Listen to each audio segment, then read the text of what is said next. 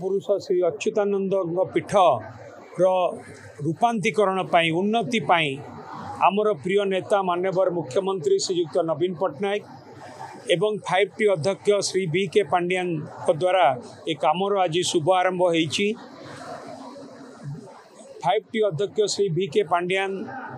एठिकी दर्शन करने आसीथिले, प्रभुंकर आशीर्वाद नहीं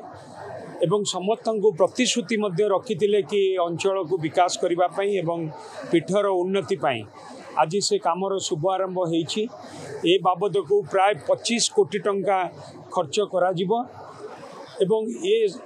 महापुरुष अच्युतानंद होउचंती आम समस्तंकर आराध्य देवता आम अंचलवासी एवं तांकर लक्ष लक्ष भक्त केवल भारत वर्षर नुहे भारत वर्ष बाहर अच्छी से महापुरुष पीठर उन्नतिकरण माननीय मुख्यमंत्री एवं 5T अध्यक्ष पदक्षेप नहीं आम समस्ते आम अंचलवासी तरफ बहुत बहुत धन्यवाद और कृतज्ञता जनाऊँ। जरिया भित्तिप्रस्तर स्थापन करते खुशी व्यक्त कर बहुत आम अंचलवासी मु एवं आमर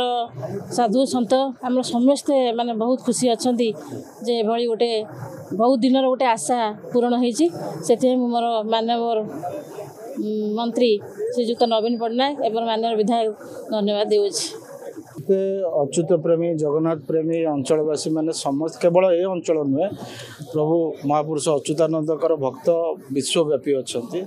समस्ते ए खबर पाइबा द्वारा आनंदित अच्छा। पाखापाखि 25 कोटी टंका विनिमय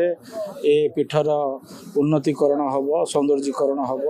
आहरी अधिका श्रद्धालु मैंने जो मैंने अधिका सुविधा पाइबे आम समस्ते बहुत खुशी अच्छु